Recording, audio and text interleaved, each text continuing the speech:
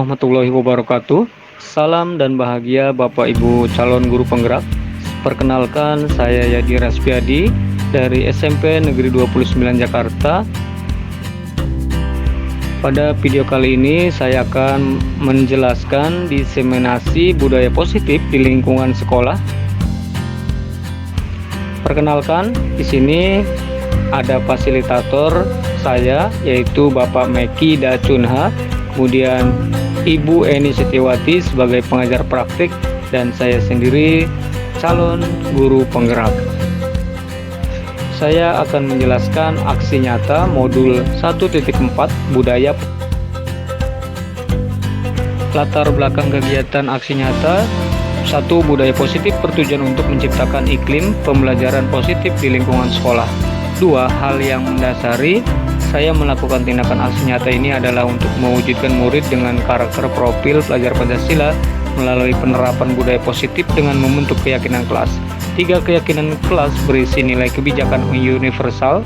4. Dengan melibatkan murid untuk membentuk keyakinan kelas, mereka diharapkan termotivasi secara intrinsik untuk sadar dan bertanggung jawab melaksanakan keyakinan kelas, bukan sekedar untuk menghindari sebuah hukuman, melainkan mereka paham akan manfaat melaksanakan keyakinan kelas untuk dirinya sendiri maupun orang lain. Yang kelima, keyakinan kelas berisi nilai-nilai kebajikan yang tujuan aksi nyata. 1. Mewujudkan pembelajaran yang berpihak pada murid. 2. Terciptanya disiplin positif pada murid melalui penerapan keyakinan kelas. 3. Terwujudnya suasana aman dan nyaman di kelas maupun di sekolah. 4. Menciptakan karakter disiplin positif pada murid yang nantinya akan mempengaruhi kepribadian. Tolak ukur kegiatan aksi nyata. Yang pertama, untuk melihat keberhasilan dari tindakan yang dilakukan ini, maka hal yang akan menjadi tolak ukur keberhasilannya adalah sebagai berikut. 1. Murid mampu membuat kesepakatan kelas sesuai dengan nilai-nilai Pancasila. 2. Murid mampu menjalankan kesepakatan yang dibuat terjadi perubahan sikap disiplin positif siswa kepada guru maupun murid yang lain.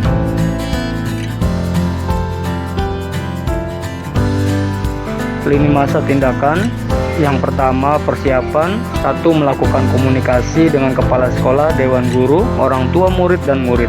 Kedua, merencanakan jadwal pelaksanaan rapat dengan murid tentang membuat kesepakatan kelas. 3. Memberitahu kepada murid tentang rapat kesepakatan kelas sesuai rencana yang telah ditentukan. Pelaksanaan. 1. Tahapan pelaksanaan: melaksanakan rapat kesepakatan kelas bersama murid sesuai dengan jadwal yang telah ditentukan.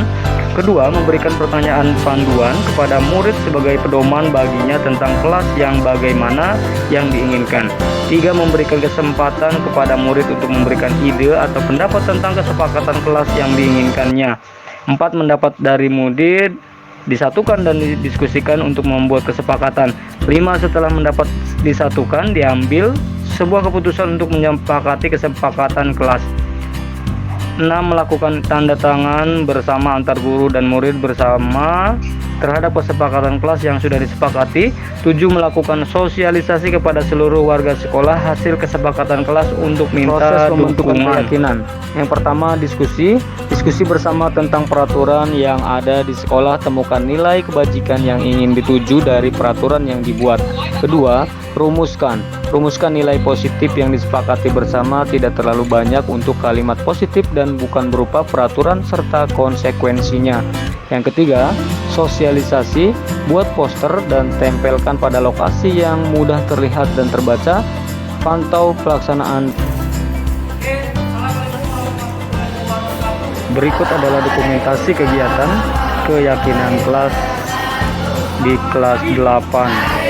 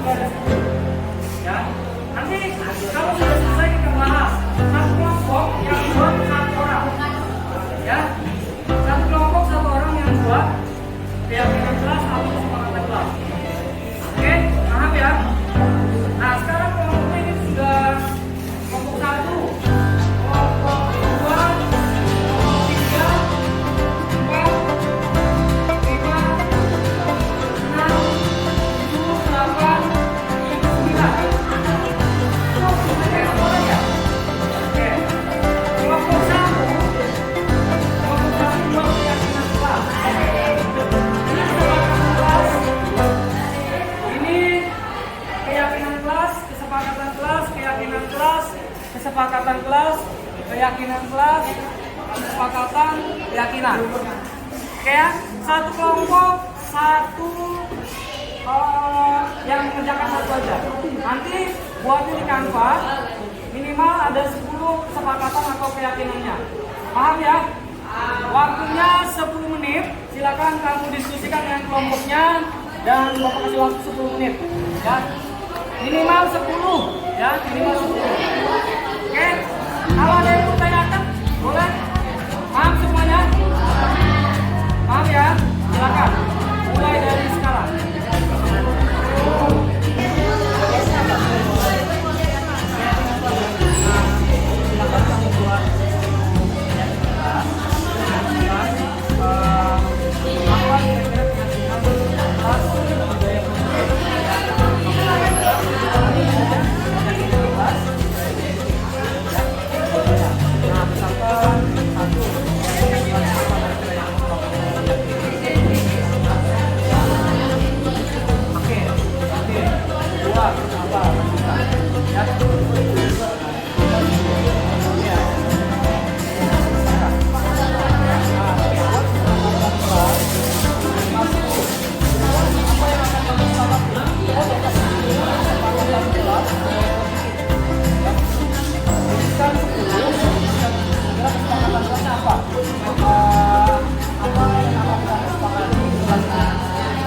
Boleh tentang perayaan, belajar, kira apa juga? Kelasnya.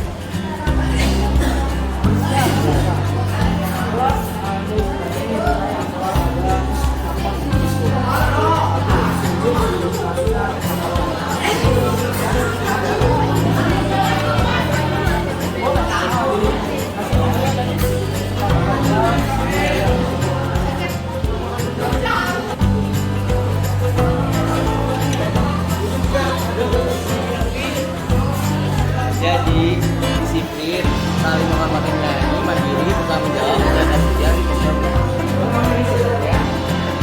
Kamu juga ingat? Oke.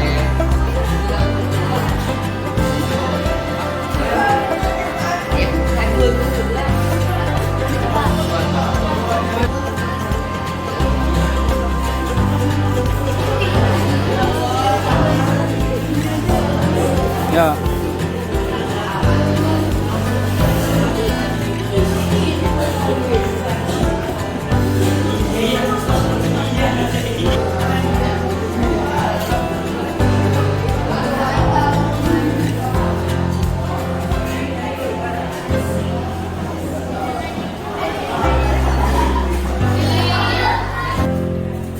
Baik anak-anak, sudah selesai semuanya?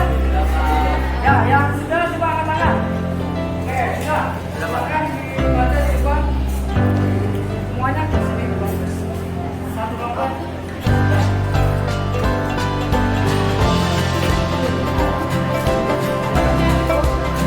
Kita akan melihat kelompok apa?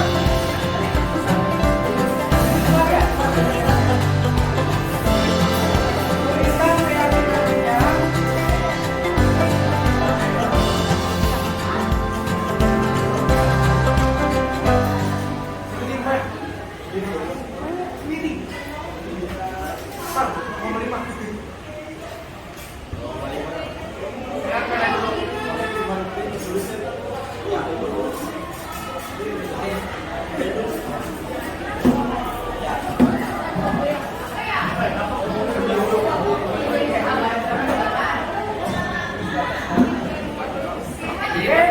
Perhatikan. Oke, jadi buat keyakinan kelas kita yang pertama yaitu saling menghormati dan menyayangi. Kemudian itu kita yang kedua adalah mandiri. Ketiga, kita bertanggung jawab. Keempat, menjaga kebersihan. Kelima, siswa menulis keyakinan yang mereka inginkan. Keenam, guru dan siswa mengulas keyakinan yang harus ditulis. Ketujuh, guru dan siswa mengulas keyakinan kelas yang penting. Baik. Bagus ya, ini yang pertama keyakinan kelas, yang kedua yang positif, yang keempat ini saling menghormati dan menyayangi. Nah ini berlaku untuk kita semuanya, harus bisa saling menghormati dan menyayangi satu sama lain. Dan baik terhadap guru dan teman-teman murid.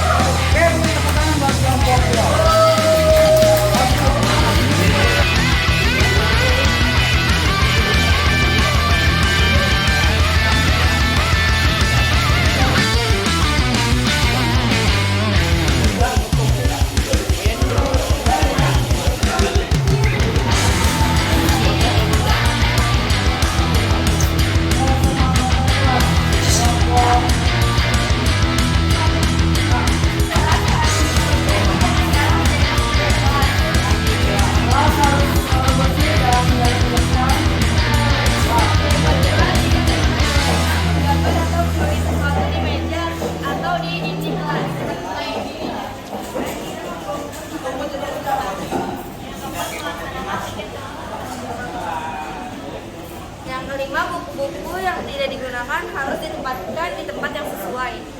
Yang keenam, setiap anggota harus menjaga kebersihan tangan dengan cara selalu mencuci tangan dengan bersih.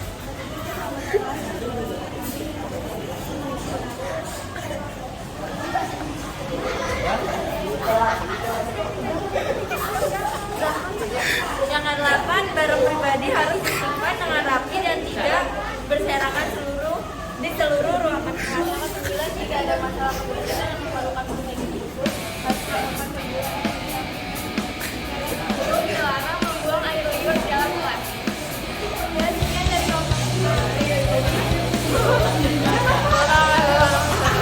Oke, butuhkan kelompok 6. Semuanya perhatikan. Nanti kalau udah selesai, simpan dalam bentuk gambar ya, JPEG atau PNG ya. Lalu dikirim di WA kelas. Tuh. Dan jangan lupa kasih tanda tangan setiap anggota kelompoknya. Ya. Ada yang mau tanyakan sampai sini? Cukup ya? Oke, baik, terima kasih. Silakan diselesaikan kalau belum selesai, lalu dikirim ke WA. Baik, assalamualaikum warahmatullahi wabarakatuh.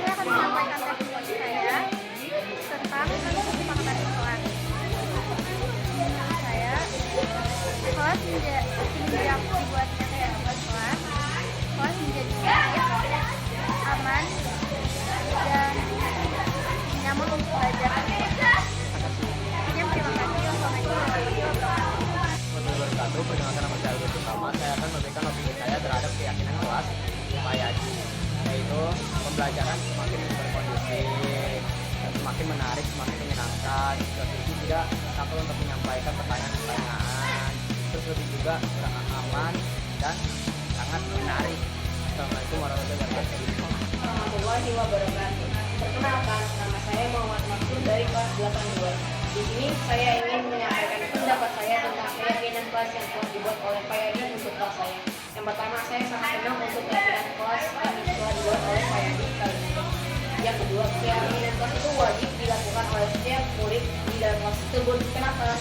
Karena keyakinan kelas adalah hal yang positif yang dapat dilaksanakan untuk keperluan mahasiswa.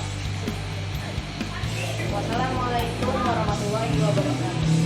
Pembelajaran yang didapatkan dari pelaksanaan kegiatan, faktor pendukung keberhasilan, dukungan dari kepala sekolah dan rekan guru, kreativitas ide dari murid tersalurkan.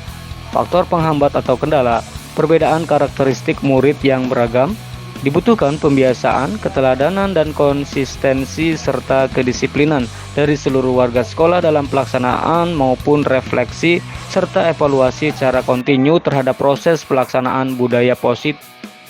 Rencana perbaikan untuk pelaksanaan di masa yang akan datang. 1. Melakukan persiapan yang lebih matang dan terstruktur.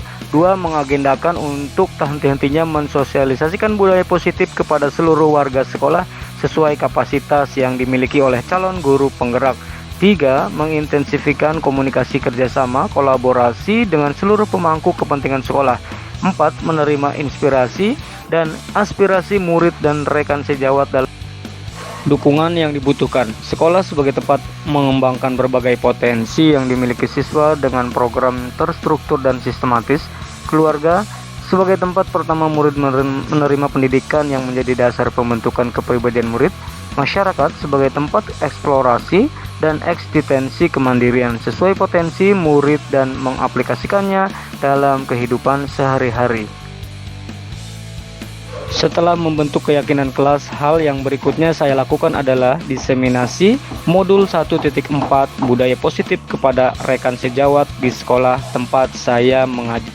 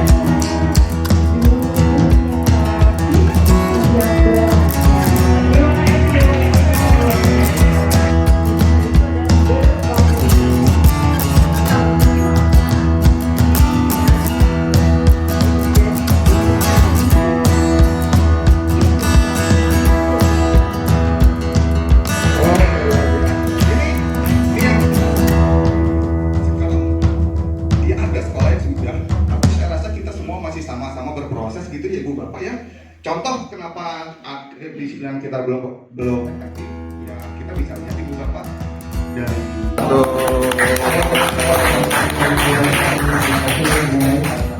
Selamat pagi. Pagi. SMP kelas 9 berprestasi menginspirasi. Semangat Bapak Ibu. Tadi sudah dijelaskan yang pertama disiplin positif oleh Pak Lutfi, kemudian Bu Maimun, keyakinan kelas ya. Kemudian yang terakhir Bapak Ibu saya akan menjelaskan tentang restitusi. Di sini ada 5 posisi kontrol dan segitiga restitusi. Ya. Bapak Ibu jangan salah arti ya, ini restitusi ya. Bukan, pros. Oke. Ini saya ambil dari buku dan dosen dalam bukunya yang berjudul Restitutory School Discipline. Baik Bapak Ibu, sebelum ke materi sini menurut Niaga Dewantara mengenai paradigma pendidikan, KHD memberikan pengertian untuk segala kodrat yang ada pada anak-anak agar mereka dapat mencapai keselamatan dan kebahagiaan yang setinggi-tingginya baik sebagai manusia maupun sebagai anggota masyarakat. Jadi menurut pemikiran Niaga Dewantara bahwa menuntun adalah segala kodrat dalam memimpin anak-anak dalam proses pembelajaran. Jadi anak-anak ini harus mendapatkan semua tuntunan dari Bapak Ibu guru dan mereka juga butuh kemerdekaan dalam proses pembelajaran. Kemudian dalam upaya mendidik anak atau peserta didik, Niaga Dewantara juga berpendapat bahwa pendidikan harus selalu berpegang pada kodrat alam dan kodrat zaman. Kodrat alam ini yang dimaksud adalah kekuatan atau potensi, dimaksud kekuatan dari diri yang secara alami atau idiosinkratik. Sebelumnya.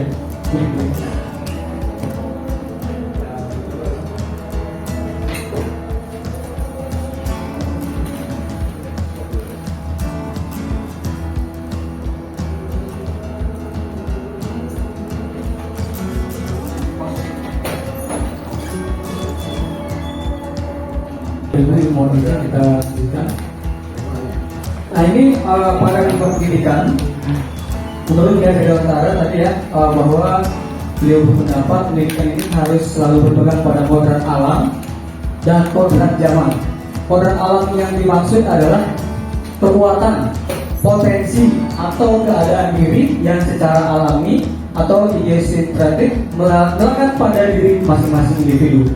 Kodrat zaman di sini adalah kekuatan, potensi atau keadaan diri yang berubah secara dinamis sesuai dengan kondisi sosial, budaya, masyarakat atau perkembangan zaman. Selain itu juga Kiai Dewantara sini juga memberikan pendapatnya sangat menjunjung tinggi kedudukan anak atau peserta didik dalam pendidikan. Slogan Kiai Dewantara dimanapun guru harus menghamba pada anak. Seringkali menjadi slogan guru di mana guru ini diharuskan untuk mengikhlaskan diri dan mengorbankan diri untuk anak. Dalam konteks pendidikan dan pengajaran kontemporer, tentunya slogan menghamba pada anak ini tidak dapat diartikan dan diterapkan secara literal. Nah, menurut pandangan saya tentang paradigma pendidikan, saya percaya bahwa memberi ruang sebesar-besarnya untuk berinovasi dan berkreasi, mengupayakan pembelajaran yang berpusat kepada peserta didik atau murid, dan ini salah satu menurut filosofi dari KHD yang telah dijalankan. Namun telah mengenal lebih jauh dari pemikiran Kiai Dewantara, saya juga merasa belum cukup optimal dalam menjalankan trilogi kepemimpinan dari Ki Hajar Dewantara, seperti Ingaso Sumtulodo, Ingmadio Mangunkarso, Tuturi Handayani. Di sini saya berasumsi bahwa demikian karena saya merasa belum cukup maksimal berperan sebagai guru penggerak di lingkungan sekolah dan di masyarakat, tentu kontribusi aktif seluruh pihak yang ada di sekolah kita untuk menggerakkan lingkungan sekolah dan masyarakat. Kita menuju transformasi pendidikan sangat dibutuhkan, akan tetapi guru sebagai ujung tombak transformasi tersebut tetap harus menjadi garda terdepan. Nah, ini menurut paradigma saya. Kemudian selanjutnya posisi kontrol restitusi Bapak Ibu. Di sini ada 5 ya. Yang pertama sebagai penghukum. Kelihatan ya yang mana? Kemudian membuat orang merasa bersalah. Atau kita ini sebagai teman, atau monitor, atau pemantau, atau manajer. Kira-kira Bapak Ibu, di mana posisi kita sebagai guru?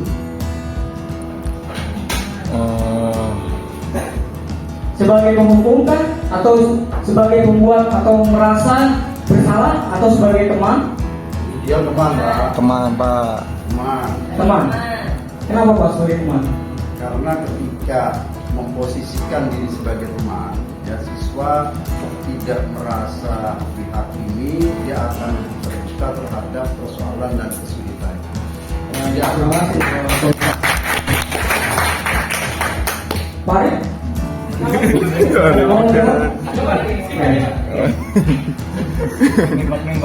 ini tabelnya Bapak Ibu ya. Ini identitas. Di sini saya buat 3 tabel: identitas gagal, kemudian identitas berhasil atau sukses, kemudian ada identitas berhasil atau sukses. Nah, sebagai penghukum di sini guru yang berbuat ya, menghardik atau menunjuk-nunjuk, menyakiti atau menyindir murid ya. Kemudian kalau kamu tidak melakukannya, awas ya, rasakan. Biasanya ucapan kita ya, Bapak Ibu yang nggak terasa kepada siswa itu seperti itu. Kemudian ada lagi memberontak atau menyalahkan orang lain, berbohong. Kemudian murid meletakkan guru di luar dunia berkualitas. Biarkan saja, nanti juga marah-marah lagi. Atau juga mengulang kesalahan. Nah, kemudian membuat orang merasa bersalah di sini berceramah dan mengatakan seharusnya ibu kecewa. Atau juga di sini seharusnya kamu sudah tahu, ibu lelah sekali mengatakannya. Atau ibu bapak sudah stres. Iya. Relate banget. Atau menyangkal berbohong biasanya. Ya. Nah, kemudian murid juga mengatakan guru di dalam dunia berkualitas. Dan di sini biasanya murid kalau sudah katakan tuh, maafkan saya ya bu, pak. Ini dampak kepada murid ini merasa rendah. Murid itu merasa rendah kalau sudah menerima kalimat yang tadi kita sampaikan atau kita lupa berkata kasar kepada mereka.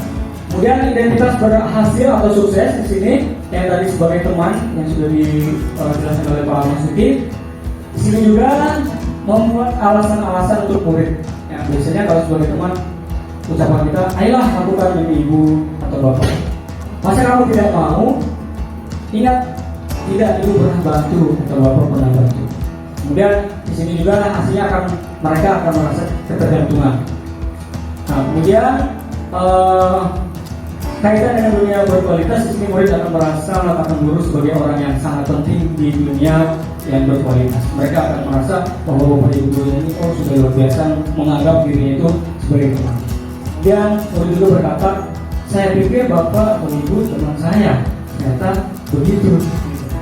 Kemudian dampak pada murid juga mereka akan tidak mandiri dan tidak tergantungan. Lalu di sini ada juga bersifat pemantau. Pemantau ini biasanya guru berbuat menghitung dan mengukur. Kemudian guru berkata apa peraturannya. Kemudian menyesuaikan diri bila diawasi. Ya, kaitannya dengan dunia berkualitas ini murid akan merasakan mengatakan bahwa guru ini sudah sesuai peraturan dan tidak menghukum dan di dunia yang berkualitas. Lalu murid juga akan merasa berkata beberapa banyak bintang yang saya harus peroleh, beberapa halaman yang harus saya tulis. Biasanya murid akan merasa seperti itu. Kemudian dampak pada murid di sini akan menitik beratkan pada sanksi atau hadiah untuk dirinya.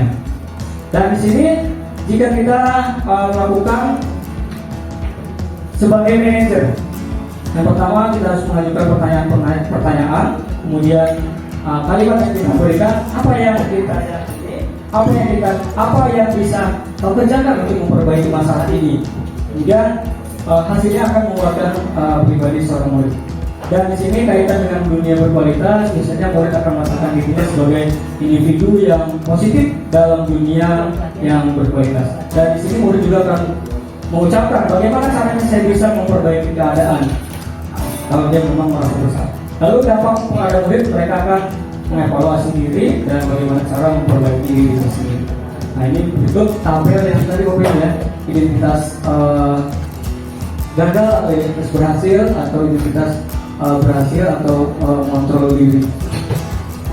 Nah, di sini ada segitiga restitusi, ada validitas atau tindakan yang salah, ya. Kemudian menstabilkan identitas dan menanyakan keyakinan. Biasanya kalau kita memanggil siswa yang telah melakukan kesalahan, di sini tentunya kita harus melakukan segitiga restitusi ini Bapak Ibu ya.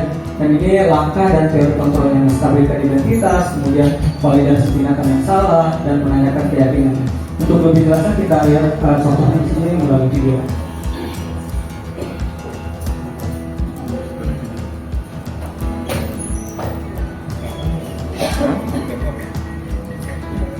Ada di HMS.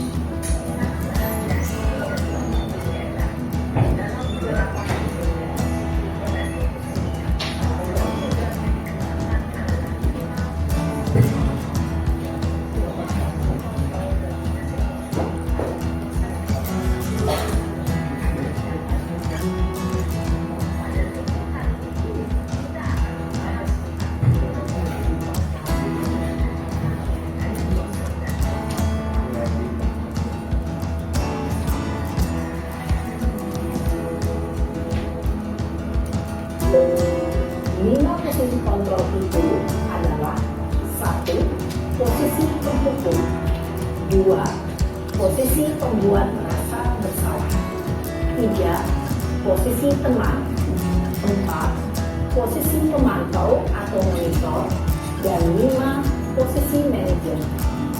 Untuk lebih memahami kelima posisi tersebut, mari kita saksikan kasus kemarin yang terlambat hadir 20 menit di sekolah dan melihat bagaimana kelima posisi kontrol dalam menghadapi masalah tersebut. PMI, anak-anak udah diminta itu. Posisi penghukum Bapak Ibu ya. Kita ada telat. Anak-anak udah pada selesai. Nah, ini ada tergesa-gesa. Minggu ini Nanti ya, udah terlambat. selesai. Kalau udah direkam dikumpulin dulu. Nah, ini berdua. Dikasih waktunya berapa? Ya. Sini kamu. Sini kamu tadi. Selalu terlambat. Kamu deh, pasti terlambat. Maaf Bu, saya Apa? Apa coba? Alasan kamu apa lagi? Kapan sih kamu tidak terlambat? Malas sekali ya kamu jadi anak. saya Dasar pemalas. Gak kapok-kapok sih kamu. Sudah berapa kali terlambat? Sana, kamu keliling lapangan basket 2 kali. kenapa saya Sorry. harus dari lapangan basket Bu? Kenapa? Kamu melawan ibu? Iya. Berani-beraninya jawab. Sudah terlambat, masih berani jawab pula. Sekarang, keliling lapangan basket 5 kali sekalian. Biar kamu. Pergi sana ke lapangan basket. Siapa tuh? Jadi kita nggak ada ya, Om? Nggak ada. Nggak ada. Kita dulu masuk ini ya, berolahraga. Basket itu main basket. Tadi posisi pemukul. Sekarang Yang terjadi pada murid ketika guru berada pada Lanjut. posisi pemukul adalah murid cenderung akan memberontak, bahkan menyimpan dendam.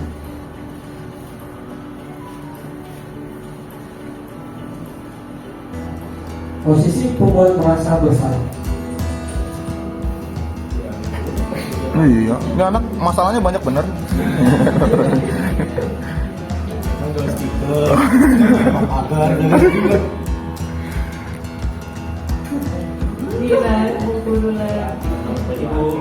Naren, kamu kenapa terlambat lagi, nak? Ya Tuhan, Naren, kamu senang ya bikin ibu susah ya? Kalau kamu terlambat lagi, itu yang kita membuat kepala sekolah. Tidak bisa membina kamu. Persis. Gusti Naren, kamu suka ya kalau ibu tegur bapak kepala sekolah?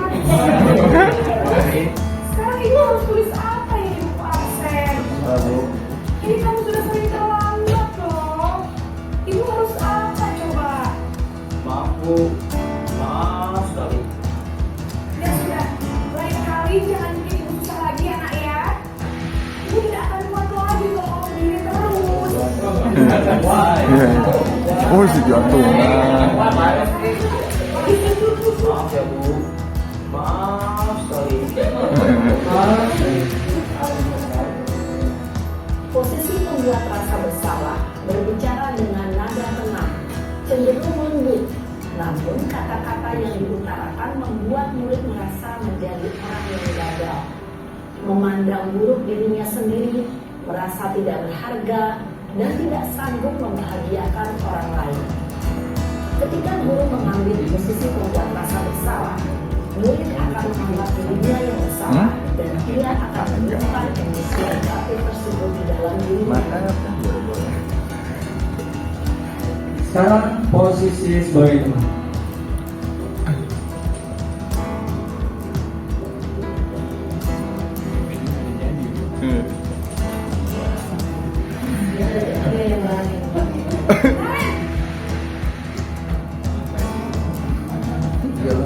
Iya lah.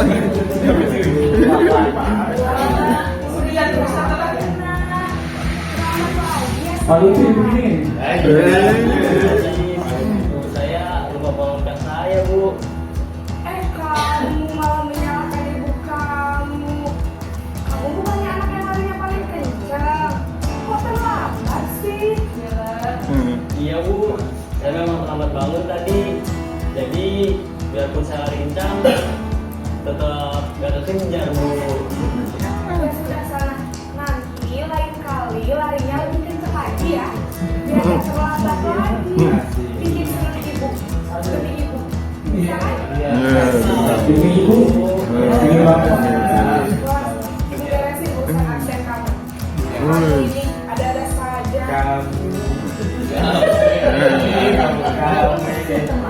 Guru berbicara dengan suasana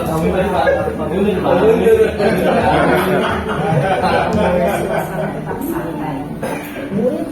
merasa senang, aman, dan karena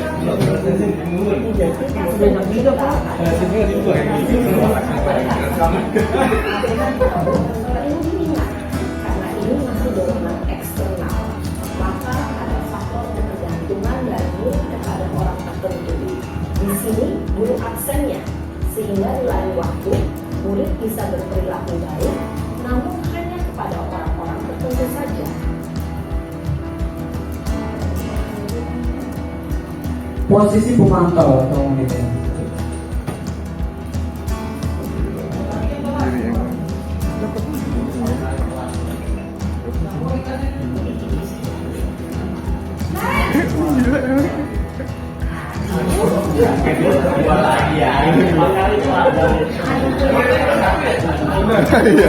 Berarti dia doang.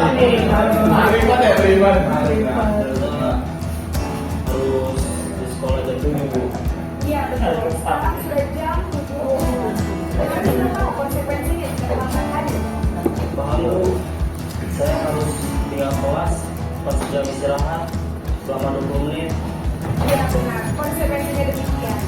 Jadi nanti jam 9.30 pas istirahat, kamu harus tinggal di kelas. Kerjakan tugas tambahan untuk ketertinggalan kamu, ya. Baik Bu. Posisi pemantau mengandalkan perhitungan atau data untuk mengontrol murid. Guru mengarahkan murid berdasarkan peraturan dan konsekuensi. Baik Bapak Ibu, tadi ini ya tayangan mengenai segitiga restitusi yang sudah dijelaskan dan dicontohkan.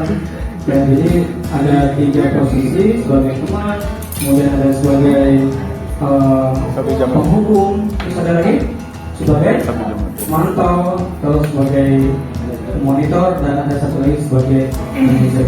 Bapak Ibu, ini kesimpulannya dalam konsep restitusi dan dosen ini adalah yang berguna untuk memahami cara individu berinteraksi dalam hubungan dan mengelola konflik.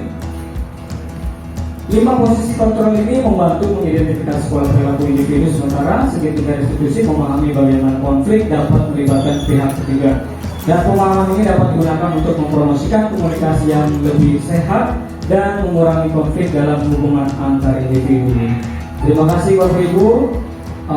Ini yang bisa saya sampaikan mengenai segitiga restitusi. Kurang lebihnya mohon maaf. Assalamualaikum warahmatullahi wabarakatuh. Waalaikumsalam.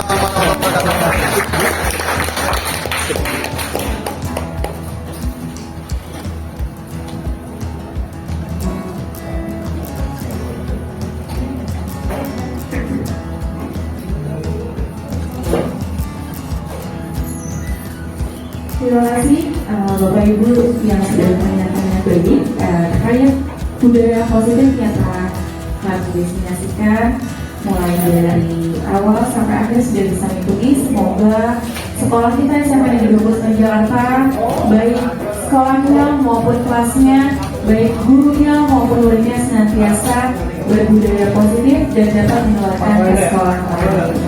Marilah kita ini sama-sama dengan mengucapkan alhamdulillah. Terima kasih. Assalamualaikum warahmatullahi wabarakatuh.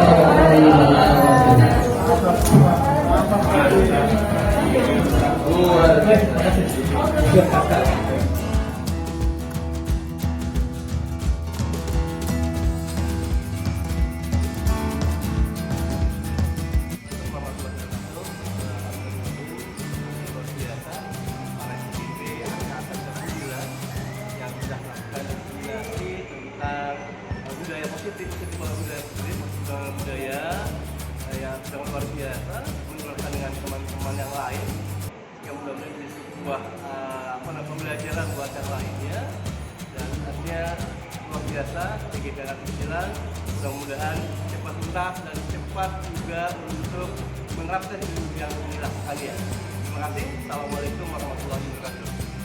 Assalamualaikum warahmatullahi wabarakatuh. Saya Rita, Wakaf Kesiswaan dari SMP Negeri 29 Jakarta. Diseminasi budaya positif CGP Angkatan 9 sudah dilaksanakan dengan baik. Semoga menjadi inspirasi bagi guru-guru di Sekolah SMP Negeri 29 Jakarta. Sukses selalu.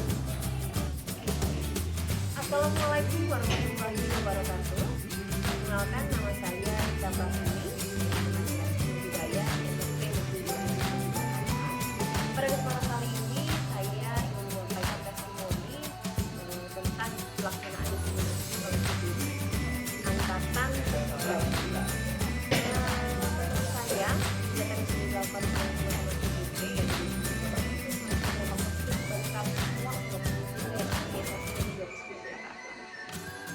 di mana untuk menambah kami pertama terkait pembelajaran dari kita yang ada di Indonesia yang ada dari bahasa pada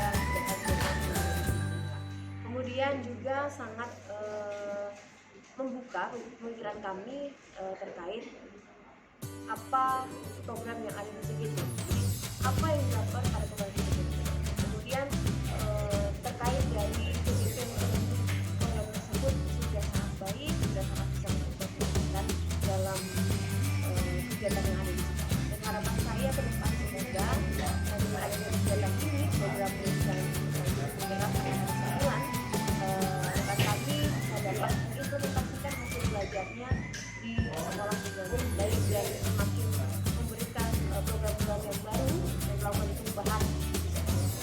Terima kasih. Demikian. Wassalamualaikum warahmatullahi wabarakatuh.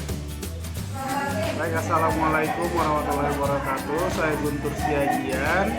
Saya mau memberikan umpan balik untuk diseminasi budaya positif yang disampaikan oleh Bapak Yadi sebagai calon guru penggerak, di mana di sana memang beliau menerangkan bagaimana budaya positif itu harus diterapkan di dalam kelas. Dan saya sebagai wali kelas 72, saya mencoba memberikan sebuah penerapan apa yang telah di share oleh Pak Yadi, yaitu salah satunya membuat keyakinan kelas. Dan dari situ mereka sangat antusias, yaitu anak-anak antusias untuk ada keyakinan kelas itu supaya menjadi kesepakatan. Mereka bisa budaya hidup positif di dalam melaksanakan pembelajaran. Dan saya mudah-mudahan di berikutnya yaitu tentang juga kalimat-kalimat positif saya juga akan coba lakukan di kelas saya yang saya bimbing, dan mudah-mudahan kedepannya Pak Yadi bisa semakin menginspirasi dan juga memberikan hal-hal berbagi positif kepada guru-guru yang lain. Terima kasih untuk Pak Yadi, sukses selalu. Assalamualaikum warahmatullahi wabarakatuh. Perkenalkan, nama saya Arif Coksono. Saya bertugas di SMP Negeri 29 Jakarta dan mengaku pelajaran bahasa Inggris. Pada kesempatan kali ini, saya akan menjelaskan sedikit tentang diseminasi yang sudah saya terima dari Bapak Yadi Rasyadi, CGP Angkatan ke-9. Dalam kegiatan tersebut,